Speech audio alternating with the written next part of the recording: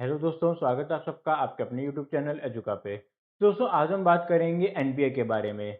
NPA दोस्तों एक ऐसी परेशानी है जिससे इंडिया के बड़े छोटे बहुत सारे बैंक जूझ रहे हैं। आपने न्यूज़ में सुना ही होगा, यस बैंक डूबते डूबते बचा और पीएमसी बैंक तो लगभग डूब ही गया है। और बहुत से ऐसे छोटे कोऑपरेटिव बैंक्स हैं जो कि न्यूज़ में आते तक नहीं हैं। अब ये जो एनपीए है, ये ऐसा क्या है इसमें कि सब बैंक जो है इतना इससे डरते हैं, और फिर जो है एनपीए से बचने के लिए बैंक्स कर क्या रहे हैं आखिर, और इस सब के बीच में आरबीआई क्या कर रहा है, ये सब हम डिस्कस करेंगे आज की क्लास में।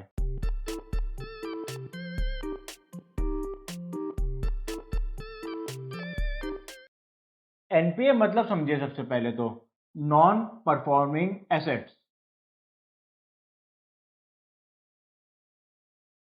मतलब कि आपके वो एसेट जो आपको कुछ भी फायदा नहीं पहुंचा रहे हैं, जो आपके लिए कुछ भी परफॉर्म नहीं कर रहे हैं। मतलब तो इसका ये बनता है, बट असल में क्या है एनपीए? भाई एक बैंक है, उसका तो काम ही ये है कि जगह जगह लोगों को जो लोन देता रहना। कोई भी बैंक के पास आएगा और बैंक उसको लोन दे देगा अगर वो लोन देने लायक है तो। बैंक जो अपनी कुछ प्राथमिक जांचें करता है, बट वो जांच हमेशा कामयाब हो, हमेशा वो जांच में सब कुछ पता चल ही जाए, ऐसा संभव नहीं है।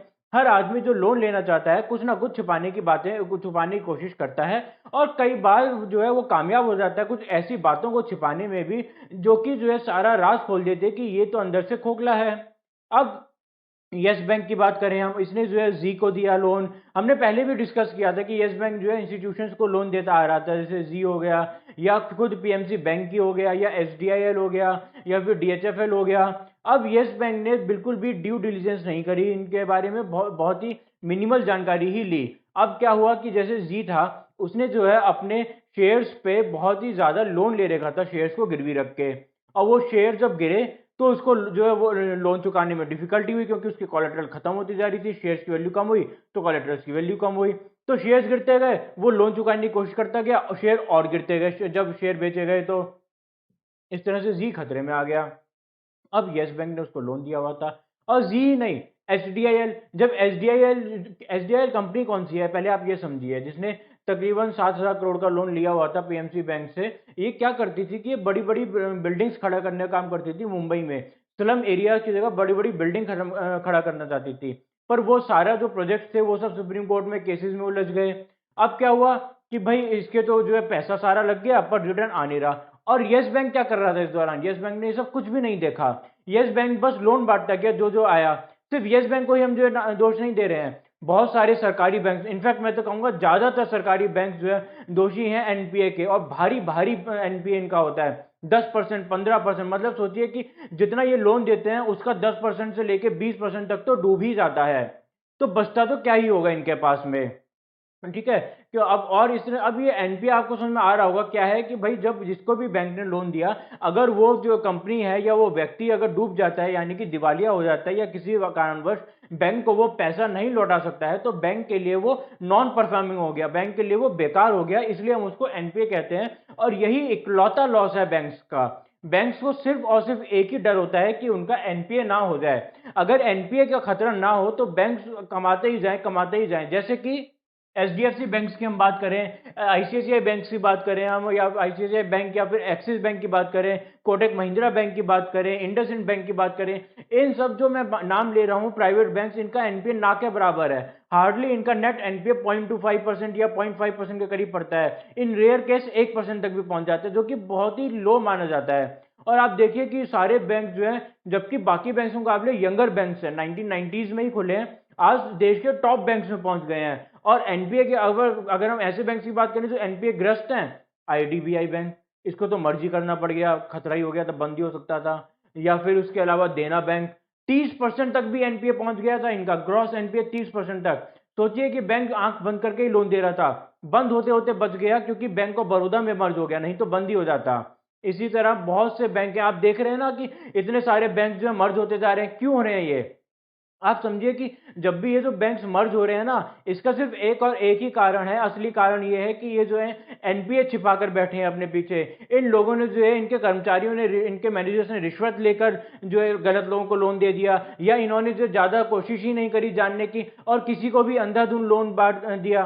या फिर किसी के दबाव में आके, किसी सरकार या किसी और व्यक्ति के, पावरफुल आदमी के दबाव में आके कंपनीज को लोन बांटा, जिसका रिजल्ट ये हुआ कि इनमें बहुत सारा एनपीए हो गया। अब उस एनपीए को बचाने के लिए सरकार बड़े बैंक्स में इनको मर्ज करती जा रही है। तो चलिए, ये तो हमने डिस्कस कर लिया एनपीए के बारे में, कुछ करंट सिनेरियोज और एनपीए क्या होता है। अब हम समझते हैं कि ये बैंक सो रहे होते हैं कि जब ये एनपीए बनता है, इन बैंक्स को पता क्यों नहीं चलता कि एनपीए होने वाला है। तो ऐसा नहीं है, बैंक्स को पता होता है, बैंक्स जो है कोशिश भी करते हैं, बट एक बार कोई किसी कंपनी का डूबना शुरू हो जाता है, कंपनी खतरे में आ गई, तो बैंक्स के पास बहुत ही लिमिटेड ऑप्शंस बचते हैं अपना लोन वापस बचाने के लिए। तो समझते हैं कि सबसे धीरे धीरे कैसे शुरू होते हैं ये लोन को, बैड लोन्स को पहचानने की प्रक्रिया। सबसे पहले शुरू होता है स्पेशल मेंशन लोन्स। अब ये स्पेशल मेंशन लोन्स क्या है? स्पेशल मेंशन लोन्स वो होते हैं जब बैंक को समझ में आ जाए कि कुछ तो खतरा है, बट बैंक जो है कोई एक्शन लेना नहीं चाहता अभी, क्योंकि हो सकता है कि बस डाउट ही हो, कुछ ज़्यादा कोई छोटी मोटी सी परेशानी हो। अब ये स्पेशल मेंशन लोन्स जो है तब बनते हैं जब कोई कंपनी जो है अपना लोन, अपना यानी कि प्रिंसिपल अमाउंट या फिर इंटरेस्ट, दोनों ही, तो क्या बोला हमने, प्रिंसिपल अमाउंट और interest, if not paid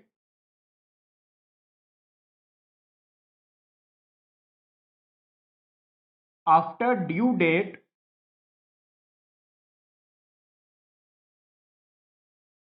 for 30 days, up to 30 days. देखिए, जैसे ही किसी आदमी ने अपना इंटरेस्ट नहीं पे कर पाया या फिर जो है इन प्रिंसिपल नहीं पे कर पाया, तो बैंक के कान खड़े हो जाते हैं, बैंक एकदम जो है चौकन्ना हो जाता है कि कुछ खतरा है। तो अब जैसे ही पहले 30 दिन के अंदर ही लगता है बैंकों की ये तो नहीं चुका पा रहा है, भाई 30 दिन हो गए, लगभग 2 हफ्ते, 3 हफ्ते हो गए, 4 हफ्ते हो गए, ये तो दे ही नहीं पा रहा, फोन मिलाओ इसको, पता लगाओ, कि बार बार फोन मिलाओ इसको, इसको जो है स्पेशल मेंशन लोन में शामिल करो। मतलब क्या हुआ इसका कि भाई स्पेशल जो है हमें एक अलग से डिपार्टमेंट बनाया हुआ है हमने, कि ऐसे लोन जो चुका नहीं पा रहे हैं टाइम पे, इनको फोन मिलाते रहो, इनके घर जाओ, पता लगाओ। अप टू 30 डेज है तो फिर हो जाएगा SMA 1, मतलब कि स्पेशल मेंशन एसेट 1। चलिए कोई बात नहीं, अब 30 दिन तक भी कुछ नहीं हुआ, बैंक जो है फोन मिलाता रहा, ट्राई करता रहा, कुछ आ गए, कुछ नहीं भी आए। अब जो नहीं आए उनका क्या? Up to 60 days.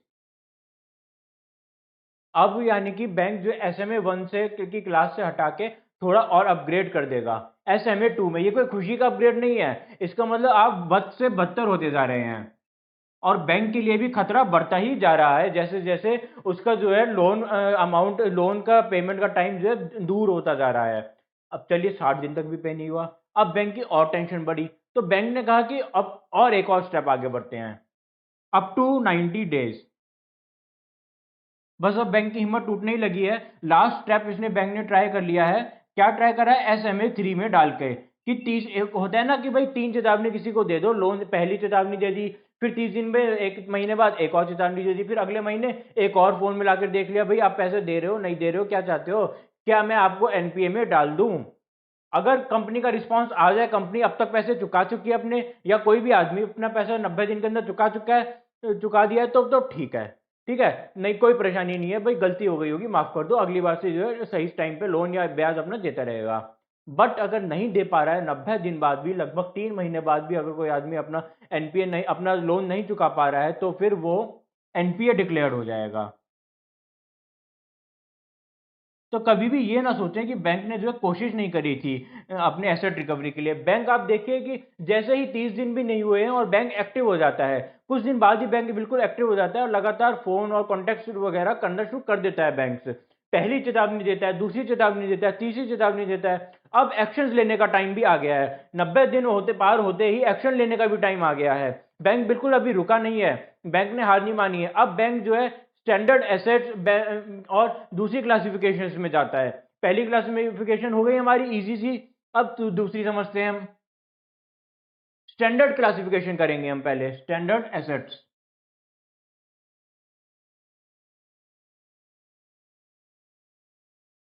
0.25%, 1% प्रोविजन। समझिए पहले तो स्टैंडर्ड एसेट्स क्या होते हैं। कोई भी जब बैंक किसी को लोन देता है तो बैंक को पता है कि कुछ ना कुछ गड़बड़ कहीं ना कहीं हमसे हो ही जाएगी, कितना भी हम ड्यू डिलिजेंस कर लें, कितना भी जो हम रीचेकिंग करते रहें, बट फिर भी गड़बड़ होने का चांस है। तो लोन देते टाइम ही थोड़ा सा प्रोविजन बनाकर हम चलते हैं। जैसे भाई हमने बात करी थी कि बहुत ही बढ़िया प्राइवेट बैंक्स कुछ हैं, जैसे एचडीएफसी, एक्सिस, आईसीआईसीआई, कोटक वगैरह। तो ये लोग सोचते हैं कि हम बस 0.25% के प्रोविजन बनाते हैं, क्योंकि 0.25 या 0.5 से ज़्यादा तो हमारा लोन वैसे भी बनता नहीं है। कुछ जो सरकारी बैंक्स होते हैं, या फिर जो है यस बैंक जैसे बैंक, या फिर कुछ कोऑपरेटिव बैंक जो बिल्कुल जो है रिस्क पे ही चल रहे हैं, अपना सारा काम रिस्क पर ही करते हैं, तो वो सोचेंगे कि हम थोड़ा ज़्यादा 0.5 या फिर 1 या 1.5 तक भी, जनरली 1 तक ही बनाते हैं, उससे ज़्यादा नहीं बनाते सिंपल नॉर्मल लोन्स के लिए। तो 1% तक हम जो है लोन बनाकर चलते हैं, 1% तक प्रोविजन। प्रोविजन का मतलब भी समझते चलिए, प्रोविजन की सिर्फ नाम का प्रोविजन नहीं है, मतलब कि अगर आपने 100 करोड़ रुपए का लोन दिया है किसी को, तो 1% प्रोविजन के यानी कि 1 करोड़ रुपया आपने जो है अपना अलग से जमा करके रख लिया है कि कल को कोई पैसा मेरा डूबता है तो 1 करोड़ रुपए मैं इसमें से उसको रिकवर कर सकता हूं मैं। 1 करोड़ रुपए मतलब मेरे पास एक्स्ट्रा कैश भी है, कोई डूब गया तो कोई बात नहीं, मैं अपना जो है किसी जिससे भी मैंने लोन दिया है मैं उसको तो कम से कम वापस कर पाऊंगा। ठीक है, यानी कि 1 करोड़ रुपया में बैंक जो है अपना आइडियल रखता है, या फिर सेफ हेवंस में गवर्नमेंट के पास दे देगा, या इस तरह से इन्वेस्ट करके रखता है बिल्कुल सेफली। चलिए ये तो हो गया अपना नॉर्मल बात, यहाँ तक अभी एनपीए भी को डिक्लेयर नहीं हुआ था। इस टाइप के सब लोन्स के लिए जो है, या इससे पहले एक नॉर्मल लोन्स के लिए स्टैंडर्ड एसेट्स का प्रोविजन काम कर जाता है, क्योंकि जनरली 90 दिन के अंदर लोग वापस आ जाते हैं अगर आना होता है तो। बट नहीं आ रहे वापस, लोग मानते ही नहीं है वापस, उन्हें सोच लिया है कि देना ही नहीं है पैसा। तो अब क्या करें? तो अब बारी आएगी सब स्टैंडर्ड एसेट्स की।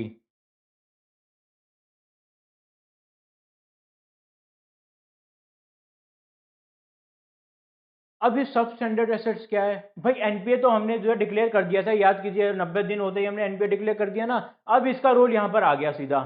अब सब स्टैंडर्ड एसेट देखेगा कि एनपीए डिक्लेयर होते हुए 1 से 12 महीने के अंदर कंपनी को अगर 1 से 12 महीने के अंदर हो गया है एनपीए डिक्लेयर हुए हुए भी, एनपीए डिक्लेयर करने के बाद भी 1 महीना बीत गया और कुछ भी नहीं हो रहा है, और ऐसा जो है चलता रहेगा 12 महीने के बाद तक भी, तो 1 से 12 महीने के अंदर वो सारे जो एसेट्स हैं जो हमारे एनपीए कहलाए जा रहे हैं, इनको अब हम एक और नई कैटेगरी दे देंगे, सब स्टैंडर्ड एसेट। इसके अंदर क्या होगा? अगर तो वो लोन सिक्योर्ड था, अब बांटा जाएगा, सिक्योर्ड लोन था या अनसिक्योर्ड लोन था। Secured loans, unsecured loans.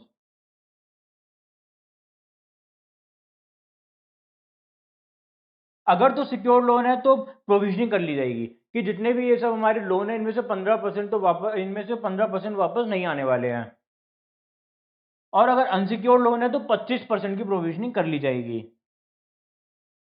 मतलब लगभग लगभग अगर कोई आदमी साल भर तक भी अपना जो है ब्याज या प्रिंसिपल नहीं चुका पा रहा है, तो उसको जो है ये मान लिया जाएगा कि उसमें 15 से 25% तो बेकार ही है, नहीं आना। अच्छा एक बात और ध्यान रखने की है, जो अनसिक्योर लोन है ना, इसमें कुछ भी गिरवी नहीं है बैंक के पास में, तो बैंक को जो है ज्यादा खतरा है इधर कि ये अगर भाग गया तो मेरे पास तो कुछ भी नहीं बचेगा लेने के लिए, इसलिए ज्यादा प्रोविजनिंग किया 25%। जबकि सिक्योर लोन में आप देखेंगे कि भाई कोलेटरल तो है ही ना, कोई बात नहीं भाग जाएगा, इसकी जो अगर इसने जो चीज दी हुई है उससे मैं बेच भी दूं तो 70-80% या 90% लोन तो मेरा चुकी जाना है आराम से, मुझे कोई प्रॉब्लम नहीं है। तो 15% ही कर लेते हैं प्रोविजनिंग, ज्यादा प्रोविजनिंग की जरूरत नहीं है। खतरा सेम ही है वैसे, अनसिक्योर्ड में भी बहुत ज्यादा भागते हैं, सिक्योर लोन होने के बाद भी अगर कोई पैसा नहीं चुका पा रहा है तो नहीं ही चुका पा रहा है, उसके हाथ में नहीं होता कई बार तो। बट प्रोविजनिंग मात्र सिर्फ इस वजह से कम करी गई है कि कुछ ना कुछ कोलेटरल हाथ में है, तो वो खतरा बैंक को नहीं है। पर 1 साल बीत गया, अभी भी नहीं मान रहे हैं लोग, अभी भी नहीं चुकाना है, सोच लिया है कि एनपीए तो बन के ही रहेंगे बिल्कुल ही। जैसे जो है जेट एयरवेज है, बिल्कुल जो है डूब गई, कुछ भी नहीं वसूल पाया कोई उससे, बिल्कुल ना के बराबर ही। अब जैसे नीरव मोदी भागे हुए हैं या मेहुल चौकसी भागा हुआ है, ये सब क्या है, क्यों भागे हुए हैं? क्योंकि ये जो है पैसा नहीं दे पाए किसी सरकार को, या फिर कहें बैंक्स को। सरकारी बैंक्स ने बहुत लोन दिया हुआ था ऐसे लोगों को, और इन लोगों ने भी, खासकर नीरव मोदी केस में तो आप सब जानते हैं कि पीएनबी बैंक ने कितना मोटा लोन दिया हुआ था उसको, और सब कुछ फ्रॉड निकला। ठीक है, और इससे पहले जो है और विजय माल्या भी भागा हुआ है जिसने आईसीआईसीआई बैंक से बहुत मोटा लोन लिया हुआ था। तो ये सब की हालत हो गई है कि अब 1 साल पार हो चुका है, सब स्टैंडर्ड एसेट्स की क्लासिफिकेशन इन लोगों के लिए छोटी पड़ रही है, इनका रुतबा और हमें बढ़ाना पड़ेगा, और वो करना पड़ेगा अब हमें डाउटफुल एसेट्स। डाउटफुल एसेट्स हम तभी मानेंगे जब कोई जो लोन जो डिफॉल्टर है हमारा वो 1 साल से ज्यादा हो जाए सब स्टैंडर्ड एसेट्स की कैटेगरी में। अब हमें पक्का ही डाउट सा लगने लगा है कि कुछ भी वापस नहीं आने वाला है, बहुत ज्यादा अब हमें डर लगने लगा है। अब इस डर को कोप अप करने के लिए हम क्या करेंगे, हम और ज्यादा प्रोविजनिंग बढ़ाएंगे। और क्या कर सकता है बैंक, अब मार पिटाई तो कर नहीं सकता है बैंक उनके साथ में, बैंक खाली अपना जो है प्रोविजन बढ़ा सकता है कि अब जो है कहीं और से पैसा खींच के जो है इसका जो लॉस हमारा इसको कवर करने की कोशिश करो। आइए कैसे कवर करेंगे हम, up to 3 years, up to 3 years 25% provisioning, sorry up to 1 year 25% provisioning कर दी यहां पर हमने, पहले भी करी हुई थी। पर अब सिक्योर्ड हो या अनसिक्योर्ड हो हमने इस लाइन को हटा दिया। अब बस हमने जो भी हो जैसा भी लोन हो 25% प्रोविजनिंग तो करनी ही है। अब थोड़ा और आगे बढ़ते हैं, 1 to 3 इयर्स 40% प्रोविजनिंग, और प्रोविजनिंग बढ़ा दीजिए कि 40% लोन अब वापस आने ही नहीं वाले हैं, कुछ भी कर लो। आफ्टर 3 इयर्स क्या होगा, आफ्टर 3 इयर्स 100% प्रोविजनिंग। अगर किसी लोन को तकरीबन 3 महीने जो है स्पेशल मेंशन कैटेगरी में हो गया, फिर उसके बाद जो है सब स्टैंडर्ड कैटेगरी में भी हो गया, उसके बाद थर्ड कैटेगरी हमारी आ गई डाउटफुल एसेट्स में, इसमें भी 3 साल बीत गए तो कुल मिला के 90 दिन, 1 साल यानी कि हो गया 1 साल 90 दिन। उसके बाद फिर 3 साल और बीत गए, तकरीबन तकरीबन 4.5 सवा 4 साल हो चुके हैं और अभी भी कुछ भी वापस नहीं आ पा रहा है। तो हम मान लेंगे कि अब ये पैसा को वापस नहीं आएगा और इसको हम 100% प्रोविजनिंग कर देंगे, मतलब कि इसको जो है जीरो मान लेंगे। अब आगे बढ़ते हैं भाई, जब हमने 100% प्रोविजनिंग कर ली तो इसका मतलब क्या हुआ, इसका मतलब ये हुआ कि हमने इसको बैड लोन मान चुके हैं। अब हमने मान लिया है कि ये वापस नहीं आएगा, ये हमारा हो गया है लॉस एसेट, लॉस्ट एसेट, या फिर आप कह सकते हैं बैड लोन। ठीक, तो आप समझ गए होंगे कि बैंक जो है शुरू से ही जो है ड्यू डिलिजेंस अपनी शुरू कर देते हैं, पैसा वसूलने की कोशिश शुरू कर देते हैं। पहले SMA 1 के थ्रू जाते हैं, फिर उसके बाद SMA 2 के प्रोसेस से जाते हैं, फिर SMA 3 के प्रोसेस से जाते हैं, फिर उसके बाद जो है यहाँ ऑलरेडी प्रोविजनिंग कर चुके हैं हम, यहाँ पर देखिए स्टैंडर्ड एसेट्स में हम जो प्रोविजनिंग करके रख रहे हैं। उसके बाद फिर थोड़ा और आगे बढ़ते हैं, सब स्टैंडर्ड एसेट्स में पहुंच जाते हैं हम। यहाँ हमने जो है 1 से 12 महीने तक जो है ध्यान रखा, कैसे रखा, प्रोविजनिंग करके 15% की प्रोविजनिंग, 25% की प्रोविजनिंग। फिर हम डाउटफुल एसेट्स में जाते जा रहे हैं, यहाँ भी हमने जो है 3 बार जो है हमने कैटेगराइज किया है। पहले 25% प्रोविजनिंग करी, फिर 40% करी, फिर आखिर में हमने हार मान ली, 100% की प्रोविजनिंग कर दी। बट यहाँ भी हमने जो है वसूली करने की कोशिश नहीं छोड़ी है, फोन मिलाना या फिर जो है विजिट्स करना उस आदमी को नहीं छोड़ा। हमने छोड़ा जब हमें रियलाइज हो चुका है कि अब ये एसेट बेकार हो गया है, अब जो है हमें इसको लॉस्ट एसेट या फिर बैड लोन मान ही लेना चाहिए। तो ये पूरी प्रक्रिया प्रक्रिया है जिससे कि एनपीए की जो है डिफाइन होता है कि कोई भी आदमी कैसे जो है गलत बैंकरप्ट हो गया, या फिर कैसे जो है ये कोई आदमी जो है हमें लोन नहीं चुका पा रहा है। ऐसा नहीं कि सडनली बैंक जागा और हमें इसे रियलाइज हुआ कि ये तो जो है एसडीआई कंपनी या कोई और, ये नीरव मोदी तो हमें जो लोन चुका ही नहीं पाएगा, हमारा तो जो पैसा डूब गया। ऐसा नहीं होता, इसकी बहुत सारी जो है आप जैसे कि आप देख रहे हैं कि ड्यू डिलिजेंस पूरी की जा रही है अच्छे से। ठीक है, अब ये सब हो चुका है। अब और कुछ देखते हैं कि अब बैंक जो प्रोविजनिंग तो कर ही रहा है, उसके अलावा और क्या कर सकता है बैंक, और कर क्या रहे हैं बैंक। तो मैं ये पूरा पहले हटा देता हूं। उसके बाद हम एक बहुत ही इंपॉर्टेंट एक्ट की बात करने जा रहे हैं, सरफरेजी एक्ट। सरफरेजी एक्ट पहली बार एक ऑनेस्ट कोशिश थी किसी भी सरकार के द्वारा कि ये जो एनपीए हैं इनको बहुत अच्छे से जो है कंट्रोल किया जाए, इनको रोका जाए, और अगर कोई जो एनपीए बन गया है तो उसको उससे जो वसूली करने की जितनी कोशिश की जाए उतना कम है। सरफरेजी एक्ट पहली बार जो है 2002 में आया, उसके बाद अमेंडमेंट्स होते रहते हैं इसमें। बट पहले हम बात कर लेते हैं कि स्टार्टिंग में सरफरेजी एक्ट में कहा क्या गया था।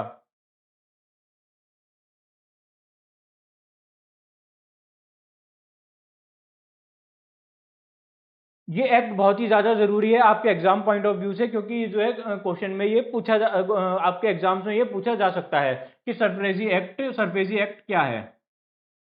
सरफेसी एक्ट में बात किया गया कि आपके जो एसेट्स हैं उनको आप आगे रिकंस्ट्रक्शन कीजिए, एसेट रिकंस्ट्रक्शन की बात की गई। कैसे एसेट रिकंस्ट्रक्शन की बात की जाएगी,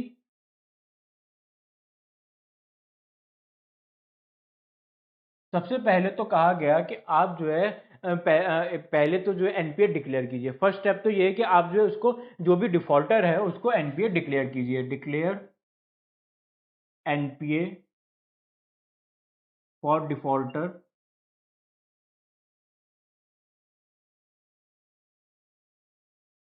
इन 90 डेज। 90 दिन के अंदर, जैसे हम आपको बता भी रहे थे कि भाई जो एनपीए कर रहा है डिफॉल्टर, जो डिफॉल्ट हो गया है आदमी, उसको एनपीए डिक्लेयर कर देते हैं 90 दिन के बाद ही। हो गया, चलिए। अब उसको 60 पीरियड का नोटिस दीजिए। 60 डेज के पीरियड का नोटिस दीजिए। Issue notice for 60 days to pay dues. भाई अब 60 दिन का नोटिस भी दे दिया, अब तो पैसा आ जाए वापस। पर हमें मालूम है कि इतनी लंबी हमने अभी भी प्रक्रिया पढ़ी है कि पैसा वापस तो बहुत ही कम ही आ पाता है अगर एक बार जो है डूबना शुरू हो जाए तो। चलिए कोई बात नहीं, हमने जो है 60 दिन का टाइम भी दे दिया। अब क्या करेंगे अब हम? अब पहले तो एक बात ध्यान रखनी है कि ये सब जो सरफरेजी एक्ट है सिर्फ उसी पे लागू होता है अगर आपका बोरोवर की बोरोवर का जो ड्यू अमाउंट है वो 1 लाख रुपए से ज्यादा है। Borrower should have due amount above 1 lakh. 1 lakh से ऊपर है तो ही एक्ट लगेगा। ये मतलब ये है कि आप छोटे छोटे लोगों को परेशान मत कीजिए, क्योंकि इसमें क्या कर रहे हैं कि हम जो एसेट रिकंस्ट्रक्शन कंपनीज को ही ये सारा की सारा लोन अपना बेच देते हैं कि आप संभालो और हमें तो जाने दो, हमसे तो ये लोन वसूली हो नहीं पा रही है। अब ये तीनों स्टेप्स करने के बाद हम कह सकते हैं कि ठीक है, आगे जो है आप बेच दीजिए रिस्ट्रक्चरिंग कंपनीज को, अब वो अपनी तरफ से हैंडल कर लेंगी। तो उसके बाद फिर वो बदले में क्या होता है, अच्छा ये भी समझिए, आप मान लेते हैं कि भाई आप जो लोन बेच रहे हैं उसमें जो है आपने अपना कैलकुलेशन किया कि इसमें जो है मेरा 50% तो जो है लोन है वो मोर देन 50% लोन 0 से 1 ईयर के बीच का है। ठीक है, 25% लोन मेरा 1 से 1.5 ईयर के बीच के ड्यू हो रहा है। और इसी तरह से मेरा 20% लोन 1.5 से 3 ईयर्स के बीच में ड्यू हो रहा है। और इसी तरह मेरा जो है बचा हुआ 5% लोन मोर देन 3 ईयर्स के लिए ड्यू हो गया मेरा।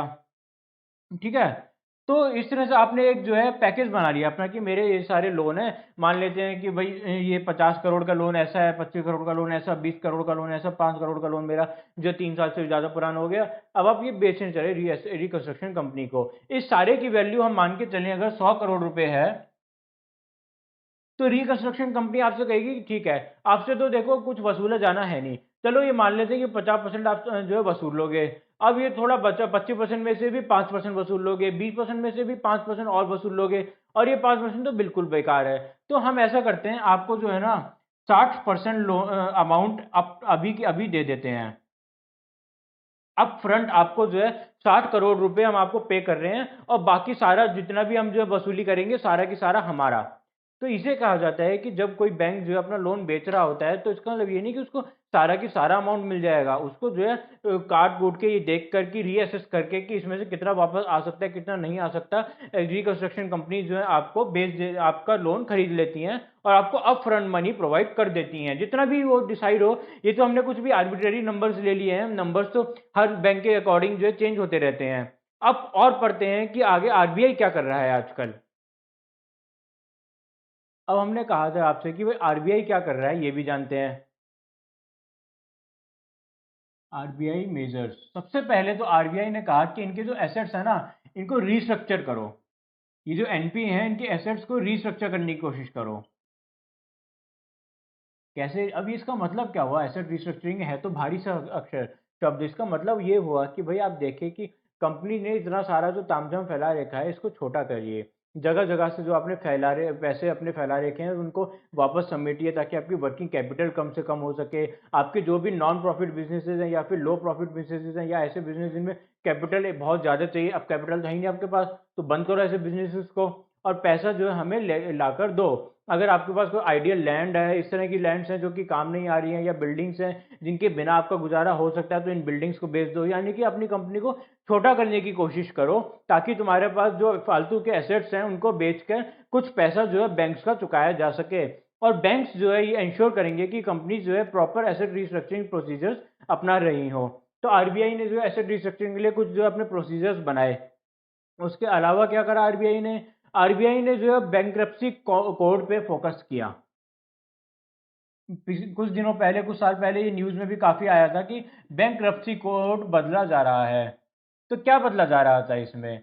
इसमें कोड में यही कहा जा रहा था कि जब कोई एनपीए बन जाए तो बैंक के पास ज़्यादा से ज़्यादा पावर दी जाए कि वो बैंकरप्ट हुए आदमी के एसेट्स को बेच सके, उनसे जो है जितना ज़्यादा से ज़्यादा पैसे लेकर अपने लोन्स को चुका सके। और कोशिश की जाए कि अगर कोई आदमी जो है बैंकरप्ट हो रहा है तो देश को छोड़कर ना भाग सके। साथ में कहा गया कि criminal action criminal action against wilful defaulters,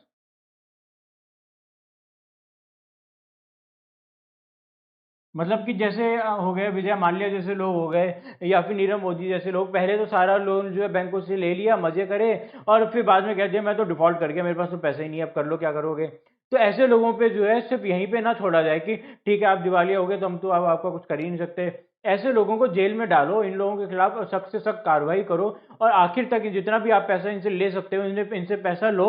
और ताकि सब लोगों को ये बात याद रहे कि आप जो है ऐसे कुछ भी कहीं भी डिफॉल्ट नहीं कर सकते। अगर आप डिफॉल्ट करने की कोशिश करेंगे तो आरबीआई और गवर्नमेंट जो है आपका पीछा आखिर तक भी नहीं छोड़ेगी, ताकि लोग जो है सावधानी से जो है ढंग से पैसा को इन्वेस्ट करें। ठीक है, अब इसके अलावा क्या कहा गया? Joint landers forum. Joint landers forum. अब ये जॉइंट लैंडर्स फोरम क्या है? भाई कहा गया कि एक जो बोरोवर होता है, यानी कि जिस आदमी ने लोन लिया है, उसने एक ही से तो लोन नहीं लिया होगा, उसने बहुत सारे लोगों से लोन लिया होगा। भाई किसी ने आईसीआईसीआई से लोन लिया होगा, तो उसने एसबीआई से भी लोन लिया हुआ होगा, यस बैंक ने भी कुछ लोन तो दिया ही होगा उसको, डिफॉल्ट कर रहा है तो। फिर और भी बहुत सारे बैंक्स ने लोन दिया होगा। तो या फिर जो किसी ने उसको क्रेडिट पे कुछ माल बेचा होगा। तो ऐसे लोगों का एक फोरम बनाया जाए, और उस कंपनी के लिए, स्पेसिफिकली उस कंपनी के लिए एक फोरम बनाया जाए, जॉइंट लेंडर्स फोरम। और वो लोग मिलकर डिसाइड करें कि कैसे वसूली करनी है। तो ये जो फोरम था तो पहले से ही, बट इसमें आरबीआई ने बहुत सारे नए नए चेंजेस लेकर आई। तो इन्हीं जो है चेंजेस की वजह से अब लेंडर्स फोरम जो है कुछ बहुत ज़्यादा इफेक्टिव हो पाता है, और सही मायने में वसूली कर पाते हैं, ना कि जो आपस में लड़ते ही रहें। जैसे आप जेट एयरवेज के केस में देखेंगे तो कितनी अच्छी तरह से लैंडर्स फोरम काम कर रहा है कि वो जो है ध्यान रख रहा है कि किसी का भी हित ना मारा जाए, जितने भी लैंडर्स हैं उनकी ज़्यादा से ज़्यादा वसूली हो पाए। वो इंटरनेशनल लेवल पर ढूंढ रहा है कि जेट एयरवेज को कौन खरीदने के लिए तैयार है। यहाँ तक कि जेट एयरवेज के एम्प्लॉयज ने भी बिड लगाई है, और उसको भी कंसिडर किया गया है। तो इस तरह से जो है सभी स्टेक होल्डर्स के स्टेक को ध्यान रखने के लिए जॉइंट लैंडर्स फोरम ही जिम्मेदार होता है कि जैसे जेट एयरवेज अब फाइनली जो बिकने जा रही है, और उसका ज़्यादातर जो पैसा है वो सभी लैंडर्स को वापस मिलने जा रहा है, और जो बचा हुआ पैसा है वो भी इवेंचुअली आगे जाके मिल जाएगा। तो यही फायदा होता है इस तरह के जॉइंट लैंडर्स फोरम में, जहाँ पे लैंडर्स आपस में लड़ाई ना करके एक साथ एक कंक्लूसिव डिसीजन ले सकें। इसके अलावा, फिर इसके अलावा भाई आरबीआई ने सरफेसी एक्ट में बहुत सारे अमेंडमेंट्स करे हैं। सरफेसी एक्ट जो हमने अभी अभी डिस्कस किया था, उसी एक्ट की हम बात कर रहे हैं। इसमें इस तरह से इंप्रूवमेंट्स की गई कि हाई कोर्ट्स और सुप्रीम कोर्ट्स के लिए बहुत आसानी हो जाए डिसीजन लेना, कि वो अगर कोई लैंडर जो डूब गया है, कोई बोरोवर पैसा नहीं दे रहा है, तो उसके अगेंस्ट क्या कोर्सिव एक्शंस हम ले सकते हैं। जैसे कि अब हम कुछ डिस्कस करते हैं। भाई हमने बोला था ना कि बैंक जो है नोट पहले एनपीए डिक्लेयर करें, फिर नोटिस भेजें, फिर 1 लाख से ऊपर का होना चाहिए वो बोरोवर, तभी उसके खिलाफ कुछ एक्शन लिया जाएगा। तो एक्शंस क्या होंगे वो हम देखते हैं, आइए। Banks can control, sell, transfer assets of company। जो डिफॉल्टर है उसके एसेट्स को बैंक कंट्रोल कर सकते हैं, उसको चाहे तो यूज करके वो खुद कमाई कर सकते हैं, या उसको बेच ही सकते हैं, या किसी और को ट्रांसफर कर सकते हैं। तो उसका बाद अगला, बैंक्स कैन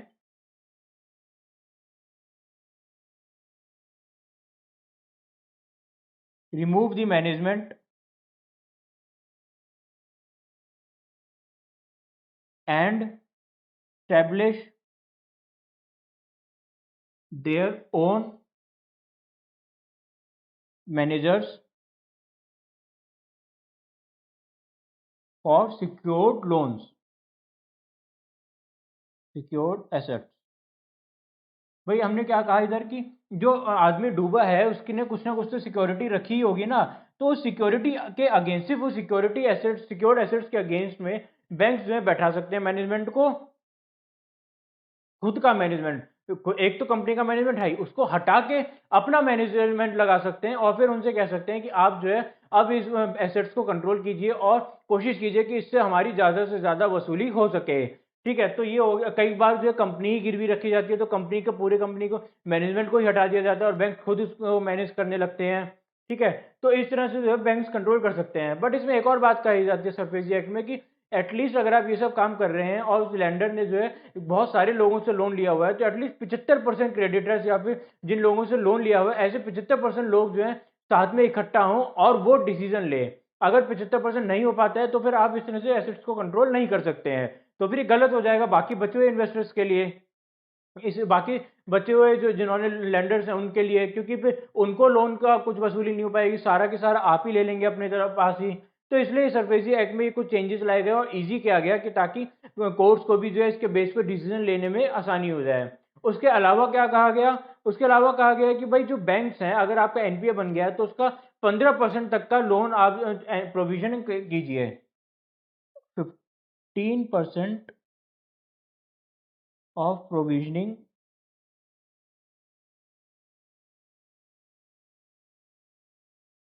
फॉर एनपीए।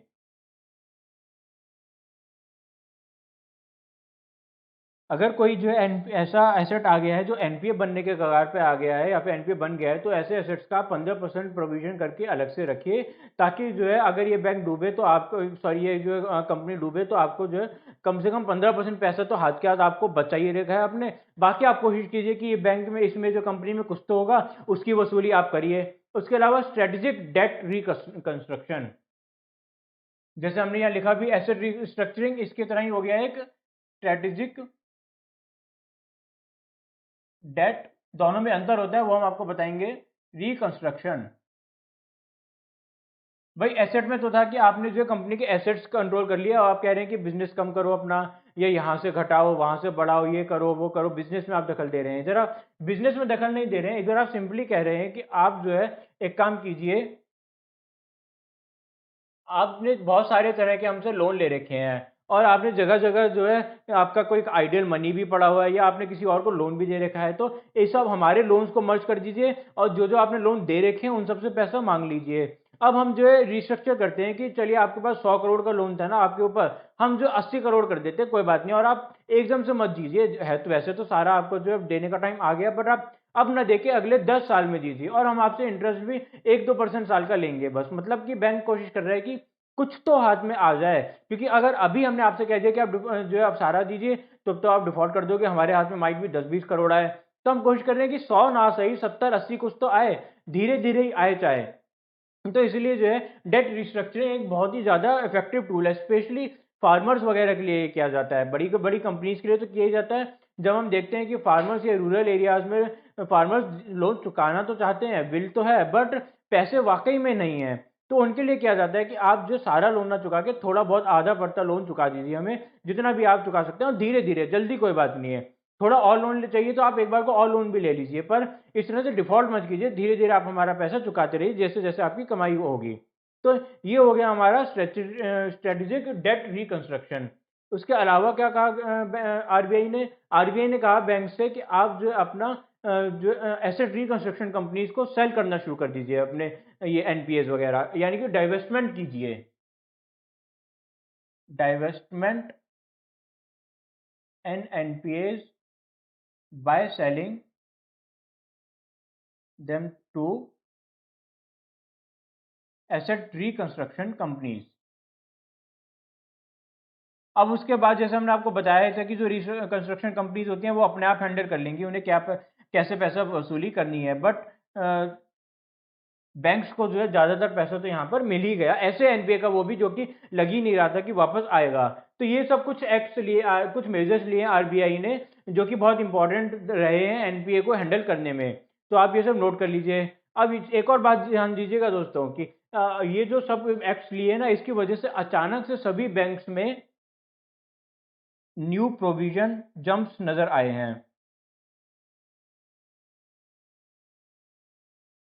क्योंकि आरबीआई ने कहा कि आप जल्द से जल्द एक एनपीए को पहचानिए और उसको ऊपर फिर ये सारे एक्ट्स लगाने की कोशिश कीजिए। इस वजह से जब बैंक ने एक्चुअली में देखा कि अच्छा आरबीआई के नॉर्म्स के अकॉर्डिंग इसको एनपीए कहा जाता है, तो देखा गया कि कोई कंपनी जो 2-3% ही एनपीए बता रही थी, वो 5-7% तक भी, मतलब एनपीए 2.5-3 गुना तक भी देखा गया कंपनीज का हो गया है। तो इतने इंपॉर्टेंट ये मेजर्स हैं कि एनपीए छिपे हुए थे, मालूम नहीं था किसी को, पर आरबीआई के मेजर्स के बाद में एनपीए सामने आने लगे, और जब सामने आए तभी तो उनको समाधान हो पाएगा, नहीं तो अंदर ही अंदर एनपीए पहले बढ़ते ही जा रहे थे। तो इसी के साथ दोस्तों मुझे उम्मीद है कि आपको हमारी आज की वीडियो पसंद आई होगी।